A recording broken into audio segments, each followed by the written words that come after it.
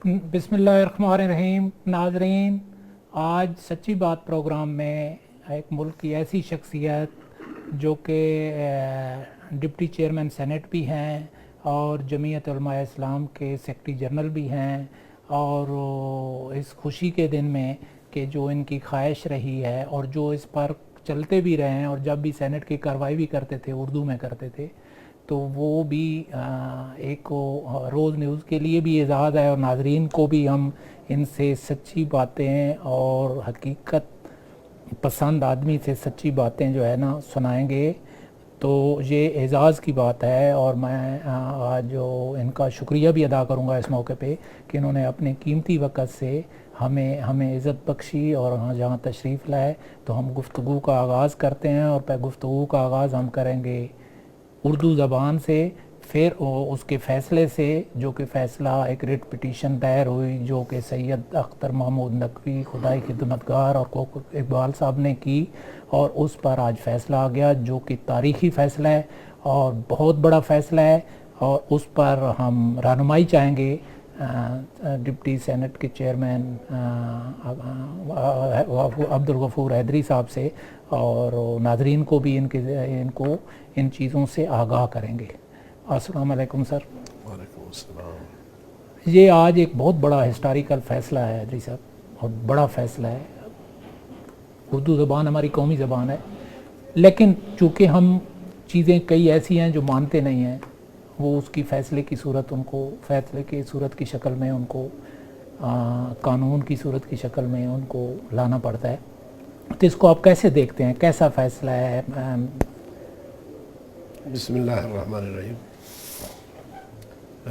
सच्ची बात तो ये है कि अदलिया ने जो एक तारीख़ साज फ़ैसला सादर किया है, पूरी कौम के दिल जीत लिए हैं। माजी में भी हम कहते रहें कि उर्दू कौमी ज़ुबान है और उसे कौमी ज़ुबान करार दिया गया है, और एक पाकिस्तानी कौम के दरमियान एक मुश्तरका ज़ुबान है। पश्तून है, बलोच है, सराइकी है, सिंधी है, पंजाबी है, कश्मीरी है, गिलगित बल्तिस्तान से उनका ताल्लुक़ हो, लेकिन उर्दू किसी न किसी दर्जे में सब बोल लेते हैं, समझ लेते हैं। लेकिन बदकिस्मती ये है कि यहाँ कोई 2-2.5 साल जो हम ग़ुलाम रहे हैं, आज़ादी के बाद भी वो असरात हम पर हैं, और वो अभी तक हम मुकम्मल तौर पे उन चीज़ों से जो है ना वो बरात का ऐलान नहीं किए हैं।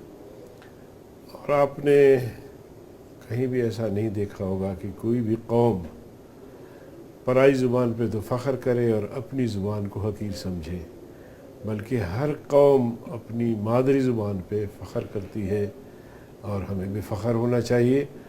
लेकिन उर्दू ठीक है, हमारी मादरी ज़ुबान तो नहीं है, लेकिन इलाके की ज़ुबान है, कौमी ज़बान है। बर्सगीर के हवाले से भी आप इंडिया में भी जाएँ, बांग्लादेश में जाएँ, तो भी उर्दू का सहारा लिया जाता है, और पाकिस्तान में तो उर्दू को कौमी ज़ुबान की हैसियत दी गई थी। लेकिन अब आप देखिए, हमारे पड़ोस में ईरान है, साथ में चाइना है, और मैं समझता हूँ कि उनकी क़यादत वो अंग्रेज़ी बोलते भी होंगे, समझते भी होंगे, लिखते भी होंगे, लेकिन चाइना का प्रेसिडेंट जब यहाँ आता है तो अपनी ज़ुबान में तकरीर करता है, और ट्रांसलेटर साथ होता है। ईरान के स्पीकर ने कई बार हमारे पार्लियामेंट से खिताब किया है तो फ़ारसी में बोलते हैं। तुर्की का सदर यहाँ आया है, उसने टर्किश में तकरीर की है। लेकिन बदकिस्मती ये है कि हम इस कदर एहसास कमतरी में मुब्तला है कि हम ये समझते हैं कि अगर हमने इंग्लिश में तकरीर नहीं की, इंग्लिश में गुफ्तगू नहीं की, तो लोग हमें अनपढ़ समझेंगे। मेरे ख़्याल में बहुत कम ऐसे इलाके हैं या अक़लियत में शुमार होते हैं जहाँ इंग्लिश बोली जाती है। फ़रांस में भी اچھا نہیں سمجھتا انگلش کو. ہمارے خانہ افکالات تشریف لے گئے تھے جرمنی, تو فرماتے تھے کہ میں جب یہاں انگلش میں بات کر رہا تھا لوگوں سے تو وہ بات ہی نہیں کر رہے تھے مجھ سے, تو میں نے بلوچی میں بات شروع کی. تو اس کے بعد پھر وہ آئے اور مجھے کہنے لگے کہ آپ کو کوئی انگلش آتی ہے؟ تو میں نے کہا انگلش میں تو میں بات کر رہا تھا لیکن آپ نہیں بول رہے تھے. لیکن ہم جو پاکستانی لوگ ہیں, میں تو سمجھتا ہوں کہ ہم احساس کمتری میں مبتلا ہیں, ورنہ انہوں نے تمام علوم جتنے بھی ہیں, سائنسی علوم ہوں, جو بھی علوم ہیں, وہ اپنے اپنی زبانوں میں جو ہے وہ انہوں نے منتقل کیے ہوئے ہیں اور وہ اسی زبان میں وہ پڑھ رہے ہوتے ہیں. لیکن ہمارے لیے مشکل یہ ہے کہ اردو جو ایک کامن زبان ہے یہاں, اور یہاں تمام ہمارا جو لٹریچر ہے 90% تقریباً وہ سارے کا سارا اردو میں ہے. لیکن ایک طبقہ ہے ہم میں جو اردو سے بالکل بیزار ہے اور بولنا پسند نہیں کرتے. تو یہ کیا سمجھتے ہیں کہ یہ اردو پہ حکومت جو ہے نا اس فیصلے پہ عمل کر سکے گی؟ کیونکہ نارملی جتنے عدالتی, تو اس میں تو کوئی شک نہیں ہے کہ جواد حسن خواجہ اور جو اس کے کولیگز ہیں بینچ نمبر 1 نے ایک ہسٹوریکل فیصلہ دیا اور کافی طویل بحث ہے, اور جن لوگوں نے ریٹ پٹیشن کی وہ بھی محنت کرتے رہے. یہ 2 لوگ جو خاص کر محمود اختر نقوی ہیں یا کوکب اقبال صاحب ہیں. لیکن کیا حکومت اس پہ کوئی ہم بھی اخباروں میں, میڈیا میں, خاص کر اس کا میرے گروپ نے تو بہت زیادہ ہی اس کو مقصود ہے آرٹیکلز کے ذریعے, اشتہارات کے ذریعے, کہ لیکن گورنمنٹ کیا اس پر عمل کر پائے گی؟ ایک تو بات یہ ہے جی کہ گورنمنٹ عمل درآمد کرائے, ایک یہ ہے کہ لوگ خود سے اس فیصلے کو قبول کریں, اور میں سمجھتا ہوں کہ لوگ خود سے اس فیصلے کو قبول کر لیں تو سب سے بہتر ہوگا. اور پھر یہ ہے جی دیکھیں کہ جہاں تک علم حاصل کرنے کی بات ہے, وہ تو کسی زبان کو بھی آپ سیکھ سکتے ہیں, کسی زبان میں بھی آپ حاصل کر سکتے ہیں, مگر لوکل زبان, مادری زبان, علاقائی زبان, اس سے بالکل بھی کنارہ کش ہونا اور اپنے بچوں کو بھی جو ہے وہ اس کے قریب نہیں بھٹکنے دینا, تو یہ ایک اچھا یہاں کوئی وہ نہیں ہے. بلکہ میں تو سمجھتا ہوں کہ از خود ہمارے جو دفاتر ہیں ان میں بھی اب یہ چیز باقاعدہ طور پہ, اردو باقاعدہ طور پہ اس کا رواج ہونا چاہیے اور اسے شروع کرنا چاہیے, اور تمام ہمارے جو فائل وغیرہ بنتے ہیں وہ بھی اردو میں ہونی چاہیے. اور میں نے تو ایک دفعہ سینٹ میں بھی یہ بات اٹھائی تھی, بلکہ ایک سے زیادہ بار میں کہہ چکا ہوں, اور یہی بات میں نے وہیں بھی کہی ہے کہ ہمیں احساس کمتری میں مبتلا نہیں ہونا چاہیے. ہمیں اردو کو, جو کہ سب ہماری جو پوری قوم ہے سب سمجھتے ہیں, ایک مشترک زبان ہے, ایک کامن زبان ہے, اس کو اگر ہم اپنائیں تو اس سے ذرا زیادہ استفادہ کر سکتے ہیں لوگ. لیکن ہر ایک کی اپنی مرضی ہے, ہونا تو یہ چاہیے کہ اس فیصلے کے بعد اس پر عمل بھی ہونا چاہیے. تو یہ آسان ہوگا کہ کافی فائلز, کافی کیسز, کافی کاروائی جو انگلش میں ہیں ان کو ٹرانسلیٹ کرنا, یا اس کے لیے کوئی پراپر فورم چاہیے ہوگا, یا کیا کیسے اس کو مینیج کرے گی گورنمنٹ؟ دیکھیں آپ بر صغیر کو پڑھیں تو یہاں فارسی بولی بھی جاتی تھی, دفتری زبان فارسی تھی. اس وقت یہ لوگ کہاں سے آئے؟ وہ کہتے ہیں ضرورت ایجاد کی ماں. اگر آپ نے ایک فیصلہ کیا ہے, اب بھی ہمارے سینٹ میں اردو میں بھی وہ سوالات آتے ہیں اور انگلش میں بھی آتے ہیں, دونوں چلتے ہیں, تو یہ کوئی مشکل کام نہیں ہے میرے خیال میں. اور ہمارے پاس جو ہے وہ باصلاحیت لوگ ہیں, اگر ان سے کام لیا جائے اس میں کوئی ایسی بات نہیں. اور پھر اردو جو ہے اس لیے بھی مشکل پیش نہیں آئے گی کہ اس کو समझने की बात तो नहीं है, वो तो लिखने की बात हर है, आदमी बोल लेता है, समझ लेता है। और कंप्यूटर का निज़ाम है, सारा आसान कर दिया जी। हाँ, और वो जो है ना कंपोजिंग भी आसान है। उर्दू में अखबार छप रहे हैं और कंपोजिंग भी उससे ज़्यादा, इंग्लिश से ज़्यादा आसान है। अखबारात भी जी आप अखबारात देख रहे उर्दू के हैं, कंपोज हो रहे तकरीबन हैं। 90% जो है वो सारे मेजॉरिटी उर्दू में, अखबारात पूरा की है। लिटरेचर उर्दू में, हाँ, सारा उर्दू में है और मेरा ख्याल है उसमें कोई ऐसा प्रॉब्लम नहीं होगा। मुश्किल नहीं है। हाँ, और ये बड़ा काम है और मेरा ख्याल है हमें इसको गवर्नमेंट को भी, जिस तरह कई फैसलों में गवर्नमेंट की बड़ी कोताहियाँ हैं, कई फैसले हुए उनकी इम्प्लीमेंटेशन में गवर्नमेंट ने बड़ी ताख़ीर की और गवर्नमेंट ने बड़ा वो किया, लेकिन उसमें इस फैसले में मेरा ख्याल है ताख़ीर नहीं होनी चाहिए इम्प्लीमेंटेशन में। और आप अक्सर देखते हैं हमारे प्राइम मिनिस्टर साहब भी अक्सर उर्दू में तकरीर करते हैं। हाँ, और काफ़ी सारे हमारे मिनिस्टर्स हैं जो इंग्लिश पे अबूर रखने के बावजूद भी वो उर्दू में बोलते हैं। अच्छी बात है। तो अब अगर ये फैसला आ गया है तो दिक्कत तो नहीं होनी चाहिए किसी को भी। देखो, आप कार्रवाई जब आप होते हैं सेनेट में, मैंने कई दफ़ा देखा है जब आप चेयर कर रहे थे तो मैं उर्दू में बात करते हैं, उर्दू में सवाल जवाब होते हैं, तो मेरा ख्याल है ज़्यादा मामलात को समझने में लोगों को, ज़्यादा जो लोग हैं उन बातों को समझ सकते हैं। मैंने एक मौके पर अपने चेयरमैन साहब से भी गुजारिश की, मैंने कहा कि हाँ, हाउस में ऐसे भी हमारे सेनेटर हज़रात हो सकते हैं जो कि वो इंग्लिश न समझते हों, तो बेहतर ये होगा कि आप कार्रवाई जो है वो उर्दू में चलाएं। तो मकसद ये था कि उससे सब फ़ायदा हासिल कर सकते हैं, और अगर सारी कार्रवाई इंग्लिश में चले तो बहुत सारे ऐसे लोग हो सकते हैं कि जो इंग्लिश नहीं समझते हैं तो वो इस्तिफ़ादा हासिल नहीं कर सकते। तो ये आप क्या कहेंगे हैदरी साहब, इनके बारे में जिन लोगों ने रिट पिटीशन की, जिन्होंने फैसला दिया, जिन्होंने इस काम को काबिल अमल बनाया, तो आपके अच्छे जज्बात होंगे इनके मैं तो जी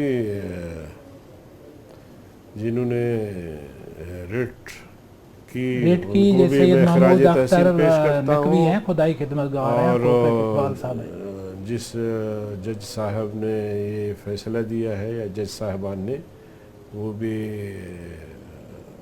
लायक तहसीन है। और ये एक मैं समझता हूँ कि ऐन कौमी ख्वाहिशात के मुताबिक ये फ़ैसला आया है। ज़ुबान सीखने पर कोई पाबंदी नहीं, इल्म हासिल करने पर कोई पाबंदी नहीं, लेकिन जो इलाके में सहल से सहल आसान हो ज़ुबान हो, उसी को इस्तेमाल में अगर हम लाते हैं तो सबका उसमें भला होता है। अच्छा, ओके। अस्सलाम वालेकुम सैयद महमूद अख्तर नकवी साहब।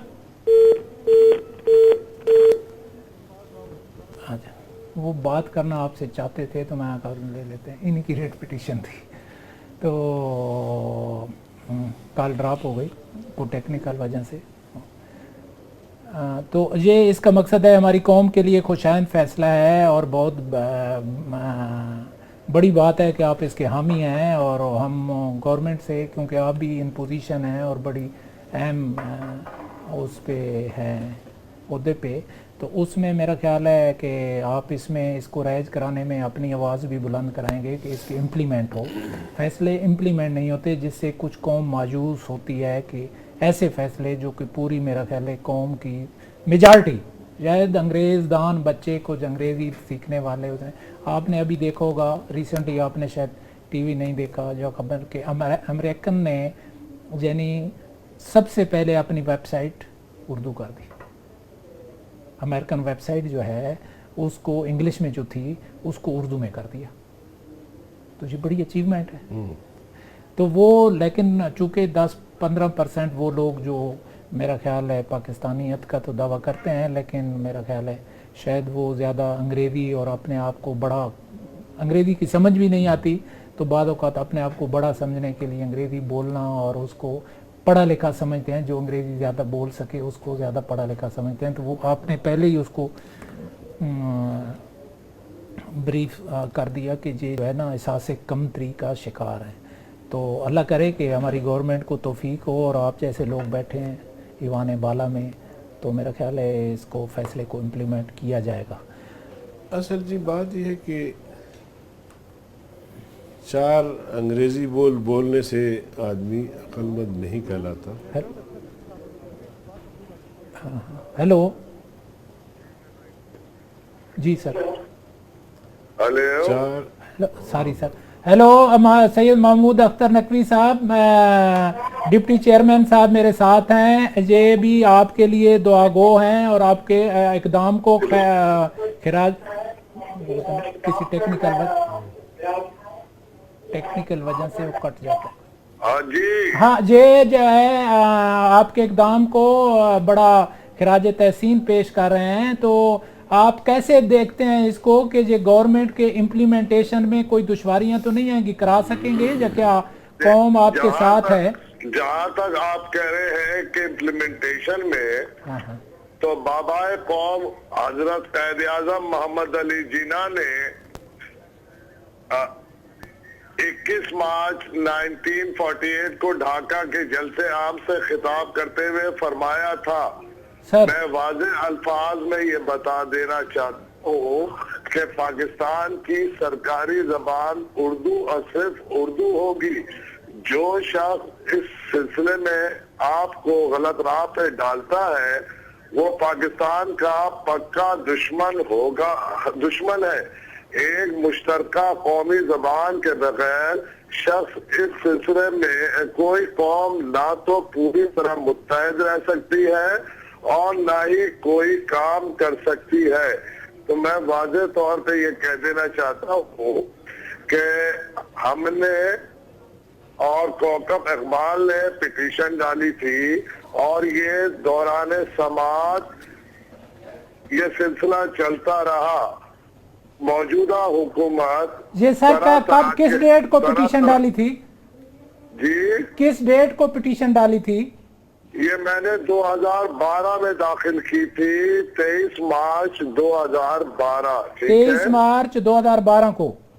جی، اس کے بعد آج کل روزانہ یہ سلسلہ چل رہا تھا کہ قوم اپنا گورنمنٹ بہانے پہ بہانہ کر رہی تھی، جس پہ میں نے کلیئر کٹ سپریم کورٹ کو میں نے کہا کہ اگر کوئی بھی اس اردو کی راہ میں رکاوٹ ڈالتا ہے، خواہ وہ رسپونڈنٹ وزیر اعظم ہو یا حکومت پاکستان ہو، تو وہ پاکستان کا پکا دشمن ہوگا۔ جس پر سپریم کورٹ نے اٹارنی جنرل آف پاکستان کو ان کی رائے کو مسترد کرتے ہوئے کہا اور فیصلہ محفوظ کر لیا۔ سر جہاں تک نیازی صاحب آپ نے فرمایا کہ امپلیمنٹ ہوگا یا نہیں ہوگا، سر تو میں واضح طور پہ آپ کے چینل سے پوری قوم کو یہ بتا دینا چاہتا ہوں کہ جو بھی اردو کے نظام کے راہ میں رکاوٹ ڈالے گا سر وہ پاکستان کا پکا دشمن ہوگا۔ کوئی جناب سید محمود اور اختر، آخری بات کرنا چاہوں گا، اس کے بعد جو سوال آپ کریں۔ ہاں ہاں اب چند روز ہم دیکھیں گے کہ معزز عدالت کہ جناب چیف جسٹس جواد ایس خواجہ صاحب اور جناب جسٹس دوست محمد صاحب اور جناب جسٹس فائز عیسیٰ صاحب کے آج جاری کردہ حکم پر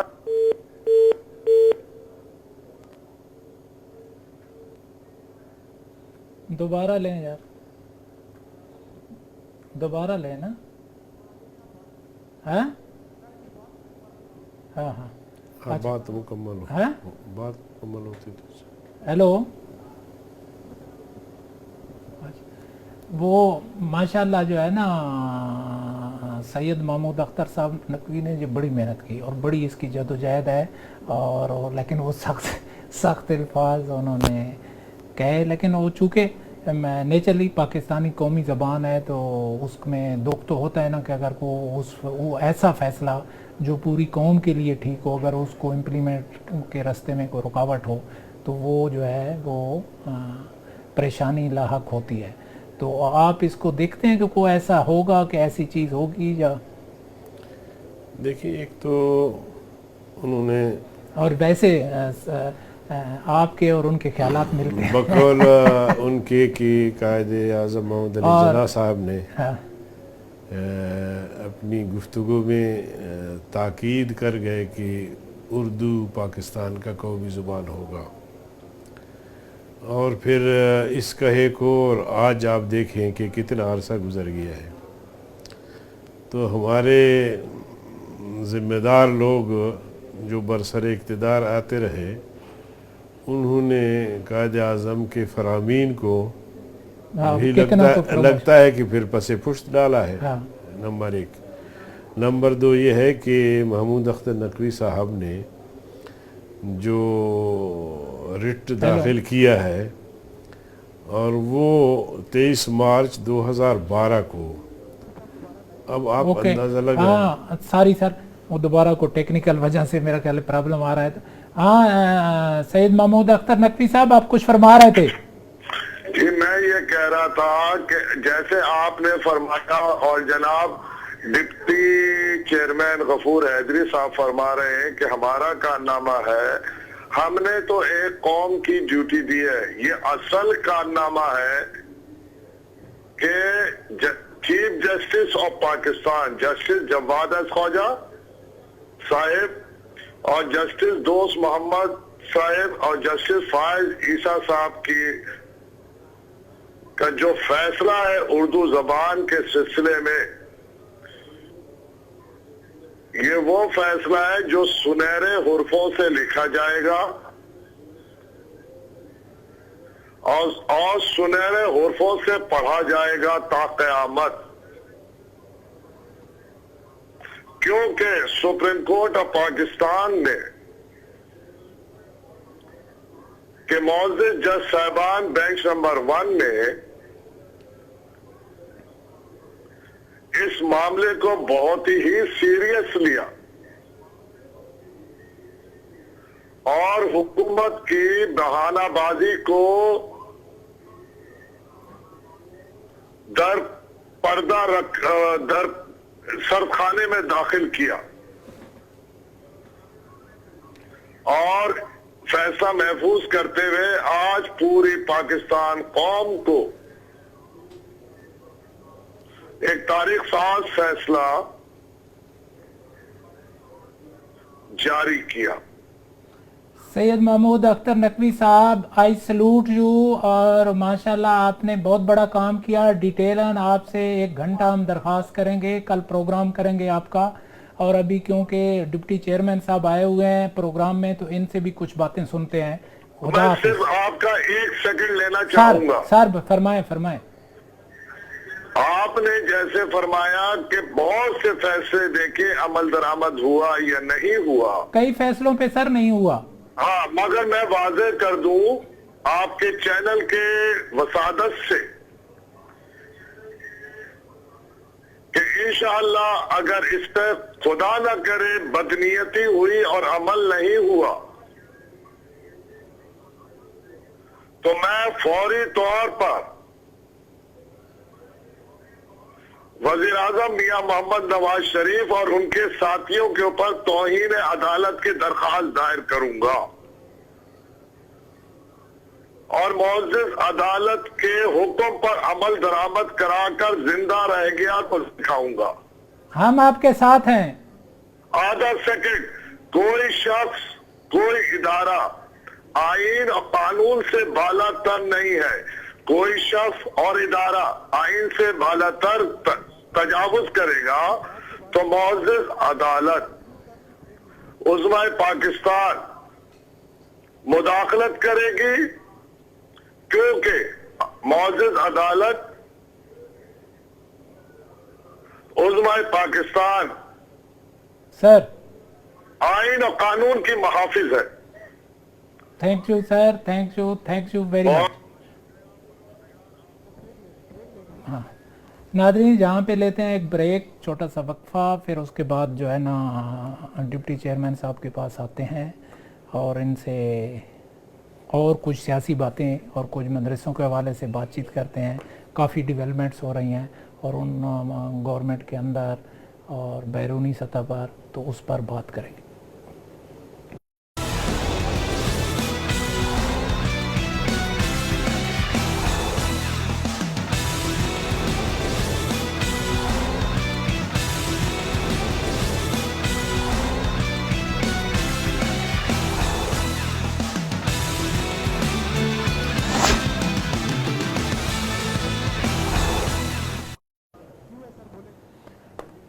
ناظرین اب دوبارہ بات چیت کا آغاز کرتے ہیں اور اب ہم مدرسوں کی بات پر آتے ہیں کہ جی چودھری نثار صاحب نے بھی کل مدرسوں کی بات کی. پھر کچھ پولیٹیکل سینیریو ڈسکس کریں گے حیدری صاحب سے, کچھ بلوچستان کے حوالے سے بات کریں گے. ٹائم نے اگر وفا کی وقت نے ساتھ دیا تو بلوچستان کے حوالے سے بھی پوچھیں گے. تو حیدری صاحب آپ کیسے دیکھتے ہیں یہ جو مدرسوں کے بارے میں کل چودھری نثار صاحب نے بھی بات کی, اور آپ کا ہی ایک کو جمعیت علماء اسلام کا ہی ہمیشہ سٹانس رہا ہے جو کہ بڑا مضبوط, بڑا قوی, بڑا جو ملک کی ساورنٹی, ملک کی ایک ایسی جماعت آپ کو سمجھا جاتا ہے کہ جو ملک کی ساورنٹی پہ یقین رکھتی ہے. اور وہ مدرسوں کی جب بات ہوتی ہے تو یہ آپ ہمیشہ اس بات کو وہ کرتے ہیں, ڈیفینڈ کرتے ہیں کہ مدرسوں میں معاملات خراب نہیں ہوتے جتنے کہ سمجھے جاتے ہیں.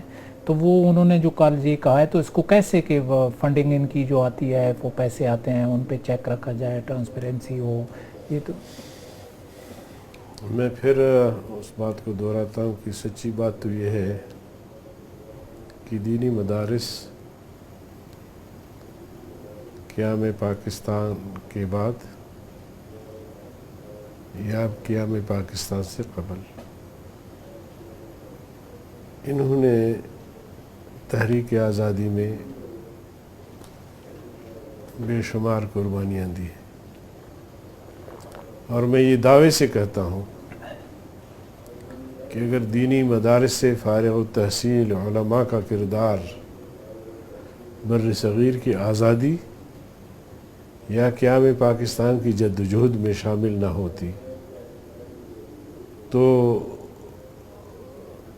میں نہیں سمجھتا کہ پاکستان آزاد ہوتا. اس میں مدارس کا بھی بڑا عمل دخل ہے. اور آپ اس تاریخی حقیقت سے بھی آگاہ ہیں کہ جب پاکستان کی آزادی کا اعلان ہوا تو مشرقی پاکستان میں علامہ ظفر احمد عثمانی نے پاکستان کا پرچم لہرایا, تو مغربی پاکستان میں علامہ شبیر احمد عثمانی نے پاکستان کا پرچم. اور قیام پاکستان کے بعد بھی مدارس ملک کے قوانین کے تحت اپنا کام بھی جاری رکھا, اور ملک جن مقاصد کی بنیاد پہ معرض وجود میں آیا ان مقاصد کے حوالے سے بھی آواز بلند ہوتی رہی مدارس سے, مساجد سے, علماء کی طرف سے.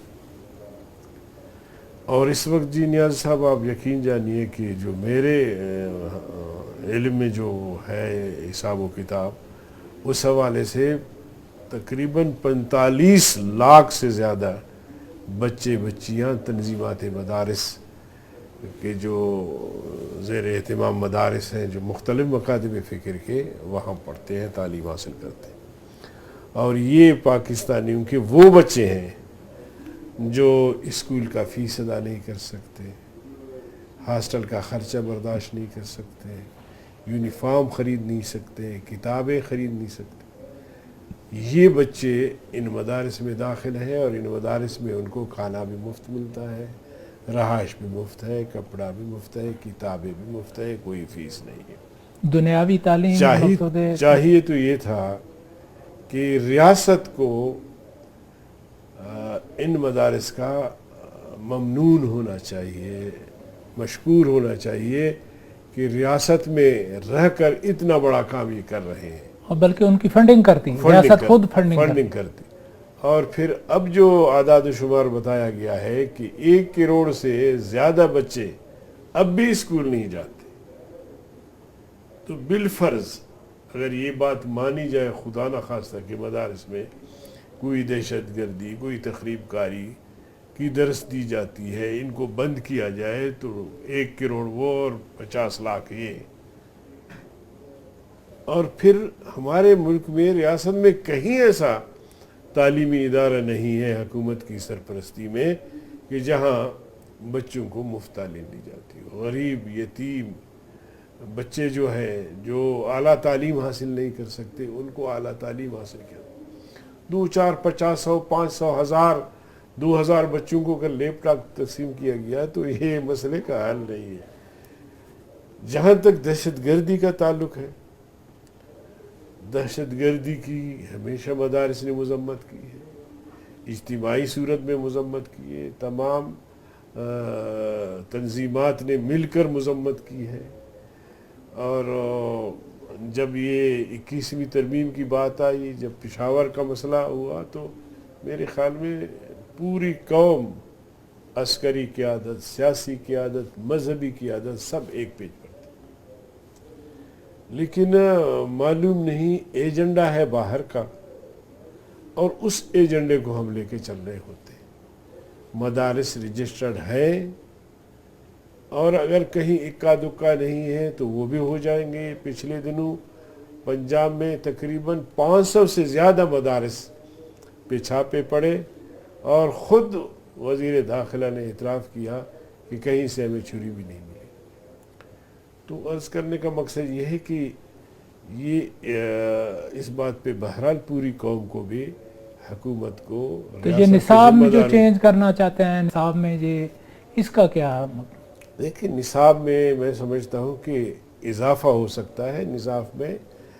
نصاب میں تبدیلی کسی طرح بھی درست نہیں ہوگا، کیونکہ قرآن و سنت کو سمجھنے کے لیے جو تنظیمات مدارس نے، اب کے نہیں ہیں بلکہ صدیوں سے چلا آ رہا ہے، جو انہوں نے ایک نصاب ترتیب دیا ہوا ہے قرآن کو، حدیث کو، فقہ کو سمجھنے کے لیے، اگر آپ اس میں تبدیلی لائیں گے تو ایسے آپ سمجھ لیں کہ جسم سے آپ روح نکال لیں.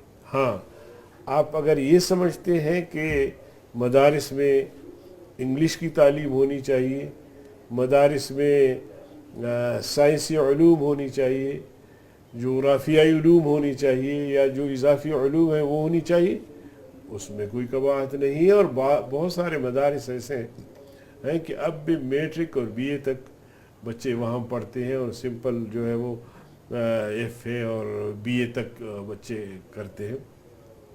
لیکن اس کا دار و مدار وسائل پہ ہے.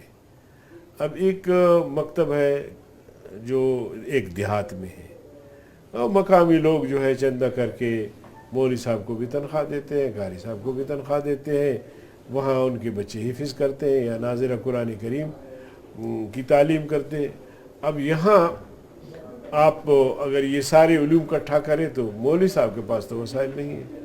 اگر سرکار کے پاس وسائل ہیں تو سرکار اب تک تو انہوں نے مہیا نہیں کیا ہے. اب آگے دیکھیں کہ سرکار کی پالیسی کیا بنتی ہے.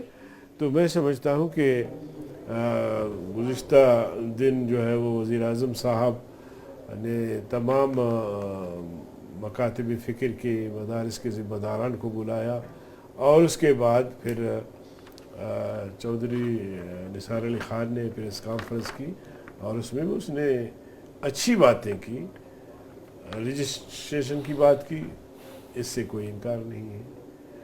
اور نصاب میں اضافے کی بات ہوتی ہے تو اس سے کوئی انکار نہیں ہے، مگر دار و مدار وسائل پہ ہے. اسی طرح آڈٹ کی بات کی. آڈٹ پہلے بھی ہوتا رہا ہے بڑے بڑے مدارس کا، اب بھی ہوگا، تو اس میں بھی کوئی حرج والی بات نہیں ہے.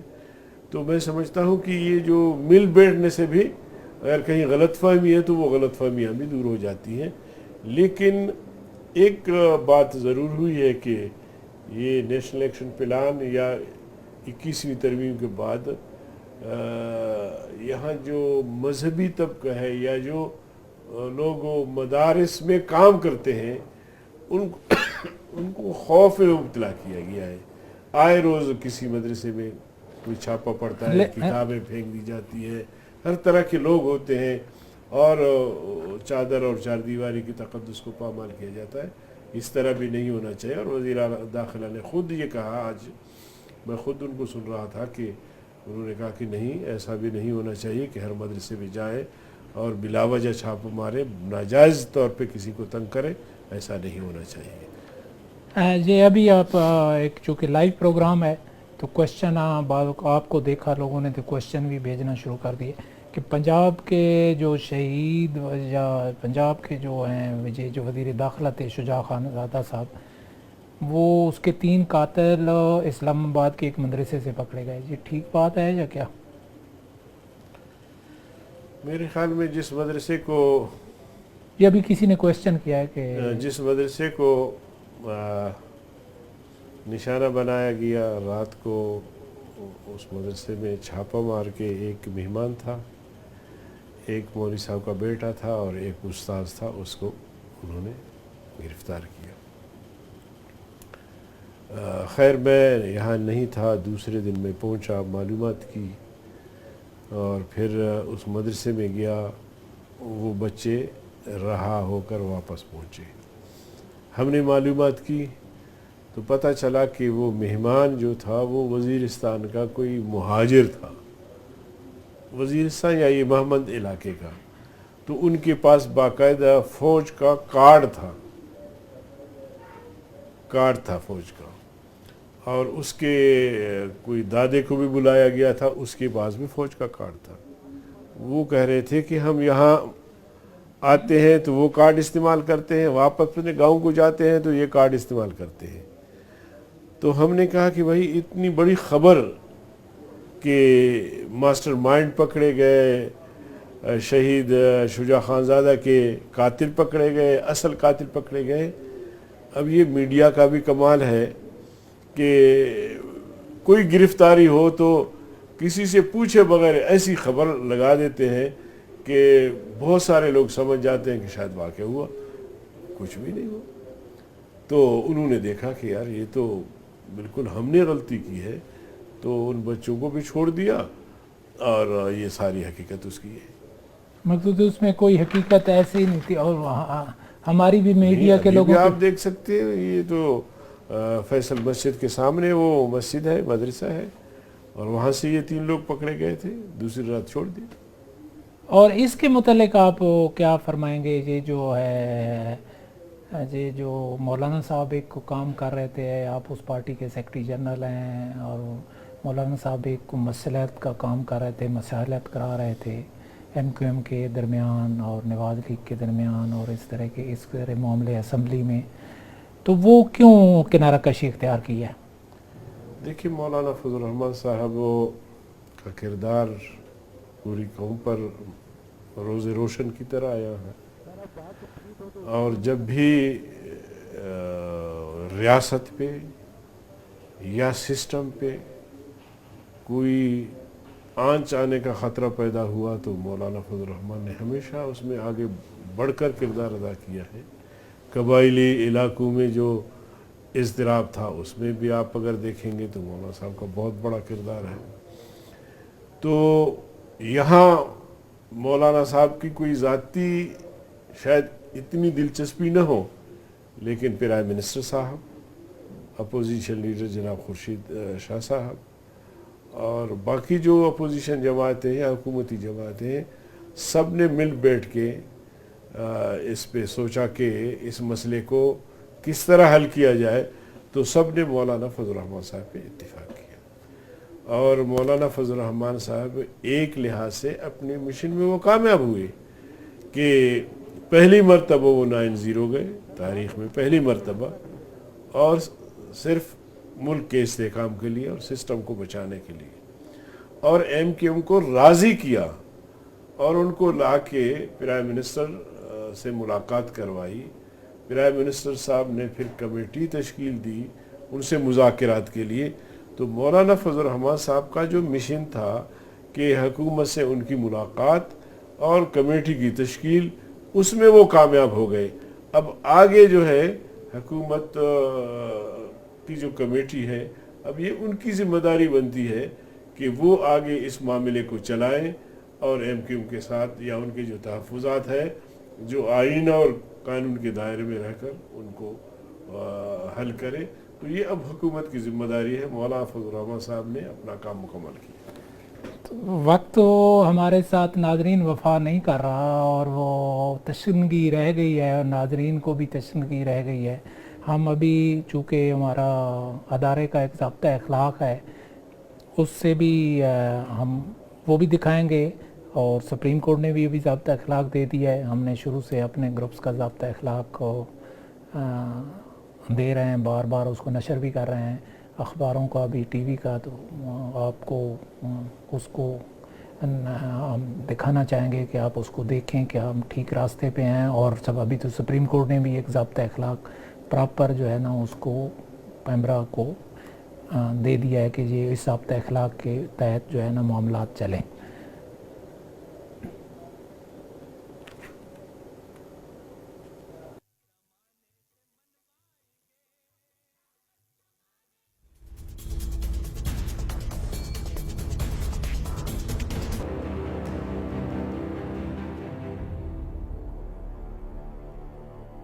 جیسا کہ سپریم کورٹ آف پاکستان بھی کہہ چکی ہے کہ میڈیا کا بھی ضابطہ اخلاق ہونا چاہیے. اس موقع پر میں Pakistan group for newspaper Roz T V کے چیئرمین سردار خان نیازی صاحب کا ذکر کروں گا، جنہوں نے نہ صرف اپنے ادارے کے لیے ضابطہ اخلاق بنایا، ہمیں بھی اس کی کاپیاں بھیجیں اور وہ اس پر کاربند بھی ہیں، اور دیگر چینلز کو بھی ان کی تنقید کرنی چاہیے.